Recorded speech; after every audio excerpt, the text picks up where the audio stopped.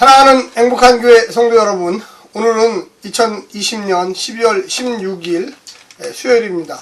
하나님의 놀라운 사랑과 은혜가 지난 1년을 잘 지내도록 이끌었습니다. 우리 행복한 교회 성도들, 또 이 영상을 보시는 하나님의 귀한 나라의 자녀분들도 역시 마찬가지로 지금까지 하나님의 은혜로 여기에 왔음을 고백할 줄로 믿습니다. 우리가 이 땅에 살면서 여러 가지 어려운 일들이 많이 있죠. 또 특별히 요즘에 코로나19가 이 수도권 중심으로 아주 기승을 부리고 있고, 또한 날씨도 아주 영하권 밑으로 뚝 떨어져서 아주 심한 추위를 경험하고 있습니다. 이럴 때일수록 우리가 사람들도 잘 못 만나고 또 성도들도 못 만나는 경우들이 많이 있는데, 우리가 힘을 내고 주의 말씀에 의지하여서 또 찬양하면서 기도하면서 하나님의 뜻이 무엇인가 좀 찾아봐야만 하겠습니다. 특별히 이제 역대하가 어느 정도 많이 끝났습니다. 이제 20일 날 다 끝나는데, 특별히 마지막 부분을 지금 하고 있습니다. 우리가 하나님의 말씀을 더 사모하고 은혜스럽게 이 말씀대로 살려고 노력하는 성도의 자세를 가져야만 하겠습니다. 오늘 우리에게 주시는 하나님의 말씀은 역대하 34장 1절부터 13절까지의 말씀입니다. 먼저 성우들이 읽어주는 말씀을 듣고 다시 오겠습니다. 34장. 요시아가 왕위에 오를 때에 나이가 8세라. 예루살렘에서 31년 동안 다스리며 여호와 보시기에 정직하게 행하여 그의 조상 다윗의 길로 걸으며 좌우로 치우치지 아니하고, 아직도 어렸을 때 곧 왕위에 있은 지 8년에 그의 조상 다윗의 하나님을 비로소 찾고, 제12년에 유다와 예루살렘을 비로소 정결하게 하여 그 산당들과 아세라 목상들과 아로새긴 우상들과 부어 만든 우상들을 제거하여 버리매, 무리가 왕 앞에서 바알의 제단들을 헐었으며, 왕이 또 그 제단 위에 높이 달린 태양상들을 찍고, 또 아세라 목상들과 아로새긴 우상들과 부어 만든 우상들을 빻아 가루로 만들어 제사하던 자들의 무덤에 뿌리고, 제사장들의 뼈를 제단 위에서 불살라 유다와 예루살렘을 정결하게 하였으며, 또 므낫세와 에브라임과 시므온과 납달리까지 사면 황폐한 성읍들에도 그렇게 행하여 제단들을 허물며 아세라 목상들과 아로새긴 우상들을 빻아 가루를 만들며 온 이스라엘 땅에 있는 모든 태양상을 찍고 예루살렘으로 돌아왔더라.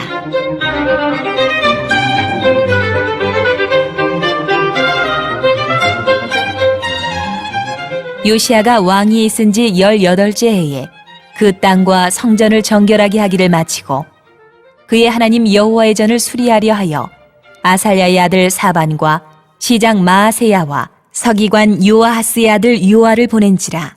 그들이 대제사장 힐기야에게 나아가 전에 하나님의 전에 헌금한 돈을 그에게 주니, 이 돈은 문을 지키는 레위 사람들이 므낫세와 에브라임과 남아있는 모든 이스라엘 사람과 온 유다와 베냐민과 예루살렘 주민들에게서 거둔 것이라. 그 돈을 여호와의 전 공사를 감독하는 자들의 손에 넘기니, 그들이 여호와의 전에 있는 일꾼들에게 주어 그 전을 수리하게 하되, 곧 목수들과 건축하는 자들에게 주어 다듬은 돌과 연접하는 나무를 사며 유다 왕들이 헐어버린 성전들을 위하여 들보를 만들게 하매, 그 사람들이 성실하게 그 일을 하니라. 그의 감독들은 레위 사람들 곧 무라리 자손 중 야핫과 오바댜요, 그아 자손들 중 스가랴와 무술람이라. 다 그 일을 감독하고 또 악기에 익숙한 레위 사람들이 함께하였으며, 그들은 또 묵독군을 감독하며 모든 공사 담당자를 감독하고, 어떤 레위 사람은 서기와 관리와 문지기가 되었더라. 무리가 여호와의 오늘 본문을 보게 되면 요시야 왕의 그 종교 개혁이다, 이렇게 볼 수 있겠습니다. 남유다의 왕들 중에 여호사밧과 히스기야, 이 요시야는 신앙에 아주 충실했던, 야훼 신앙에 충실했던 사람입니다. 하나님의 말씀을 부여잡고 하나님의 말씀대로 나라를 잘 다스리기를 원했습니다. 그래서 오늘 2절에 보면 여호와 보시기에 정직하게 행하였다고 아주 분명하게 나와 있습니다. 이 요시야 왕은 이 아버지 아몬, 그 다음에 할아버지 므낫세, 이 악정, 아주 악하게 나라를 다스렸죠. 하나님의 율법에 근거하지 않고 우상의 원리를 따라서 나라를 악하게 다스렸는데, 이 요시야는 다시금 야훼 신앙을 회복하기 위해서 엄청난 노력을 했습니다. 8살 때 이 왕에 올랐어요. 아버지 아몬이 반란에 의해서 죽게 되고, 또 어떻게 보면 야훼 신앙을 이어가기 위해서 이 아들 요시야를 왕으로 삼았습니다. 8년이 지난 후에 이 요시야 왕이 하나님을 인격적으로 만나서 내가 오직 주의 말씀을 따라 하나님의 율례와 규례를 따라서 내가 나라를 통치하겠다, 이렇게 결심을 하게 됩니다. 그 이후에 전국에 걸쳐서 신앙개혁 운동을 일으키는데, 그 핵심이 그 우상척결이죠. 우상척결을 하고, 그리고 성전 이 보수공사를 하다가 이 보수공사하는 중에 율법책을 발견하게 됩니다. 특별히 오늘 이 본문에서는 이 성전 척결에 대해서 아주 자세하게 나와 있습니다. 이 남유다만 했던 게 아니라 북이스라엘까지 사람들을 보내서, 서기관과 이 레위인과 제사장들을 보내서 북이스라엘의 많은 지역에 있는 이 아세라 목상, 바알 우상, 태양상, 뭐 이런 것, 이 아버지와 할아버지가 지었던, 또 들여놨던, 또 백성들을 악으로 이끌었던 이런 모든 것들을 다 제거하는 데 아주 노력을 많이 했습니다. 특별히 예루살렘 성전 안에 있었던 이 이방 신상들, 이런 것들을 다 빻아가지고, 이 아버지 때 이 아버지를 잘못된 곳으로 인도했던 이 제사장들의 무덤 위에 그 우상들을 다 빻아가지고 그 가루들을 거기다 다 뿌려버렸습니다. 그만큼 이 우상 척결에 대한 의지가 너무나 강했고, 또 그것 때문에 하나님께서 아마도 성전 보수공사 할 때 율법책, 이 모세오경 중에 일부를 발견하도록 한 것이 아닌가 하는 그런 생각들을 할 수밖에 없겠습니다. 신앙은 너무나 좋았고요. 그리고 그 안에 보게 되면 율법책의 발견이 8절부터 시작해서 13절까지의 이제 좀 내용 중에 나오게 됩니다. 이들 중에 특별히 중요했던 사람들이 이 제사장과 이 레위인들이었습니다. 특별히 레위인들이 더 중요하죠. 제사장은 숫자적으로 그렇게 많지 않았고, 이 레위인들이 월등하게 숫자적으로 많았습니다. 그래서 레위인 중심의 이 개혁이 아주 열심히 되었는데, 우리가 요시야를 좀 간단하게 살펴보면, 이 요시야는 주전 640년부터 609년까지 무려 31년 동안 남유다와 또 북이스라엘에 없어졌던 지역의 영적, 또 종교적, 신앙적, 정치적 지도자였습니다.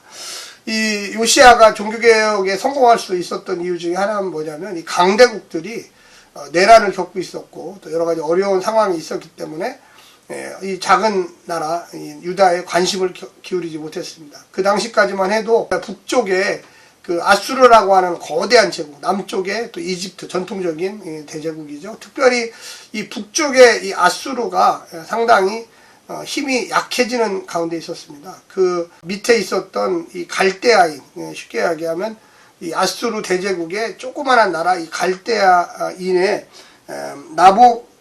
나보팔라살이라고 해서 이 사람이 반란을 일으켰습니다. 그리고 메대하고 연합을 해서 이 주전 612년에 수도 니느웨를 함락해가지고 이 신바벨론의 시대를 열었습니다.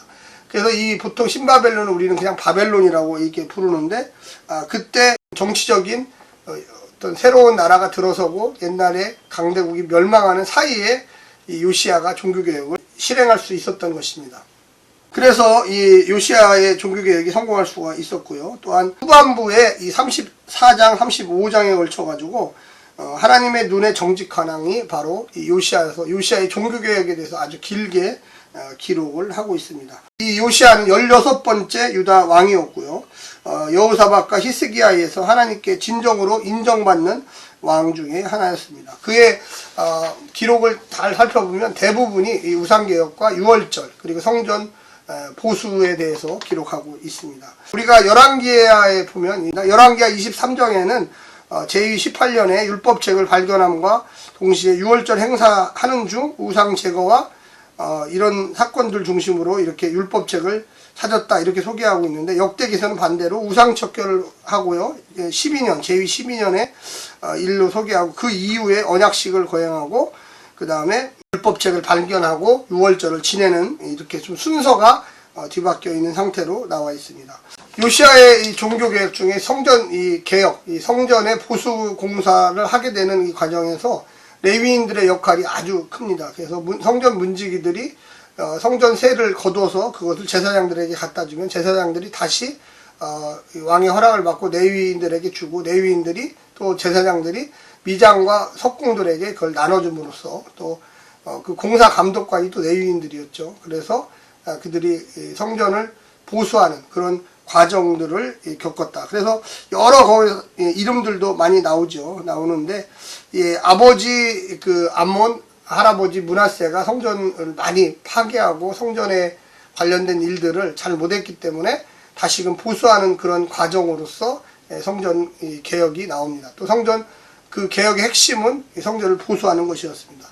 우리가 요시아의 종교개혁을 좀 이렇게 살펴보면서 좀 생각할 수 있는 것은 오늘 본문을 중심으로 첫 번째는 하나님을 만난 왕의 개혁. 8살의 왕이 됐던 이 요시아는 8년이 지난 16살이죠. 16살 때 이 하나님에 대한 그 인격적인 만남을 가지게 됩니다. 본격적으로 약관의 나이에 개혁을 착수합니다. 전 남유다와 전 이스라엘, 북이스라엘까지 포함한 신앙개혁 운동 중의 핵심은 우상척결이었습니다. 우상척결. 그래서 우상을 완전히 다 뒤집어엎고, 그럼 정말로, 정말 어마어마한 일들을 유다뿐만 아니라 북이스라엘까지 사람들을 보내서 하게 됩니다. 그래서 우리가 가져야 될 신앙의 핵심은 야훼 신앙이다. 이런 우상들이 아니다. 그래서 그런 과정에서 이제 성전 보수공사를 하면서 많은 그 우상들을 성전에서 다 버리고 빻아서 과거에 이 우상 제사장들의 무덤 위에다가 뿌릴 정도로 강력한 개혁을 하게 됩니다. 두 번째는 모두가 참여한 개혁이었습니다. 요시아의 개혁은 왕 한 사람의 개혁이 아니라 전 민족이 함께 참여했습니다. 히스기야의 개혁은 주로 왕 중심의 개혁이었습니다. 물론 제사장과 레위인들이 참여했지만 왕의 명령에 의해서 한 거라면 요시아는 이 아버지, 할아버지 때의 그 이 악행들을 너무나 잘 경험을 했죠.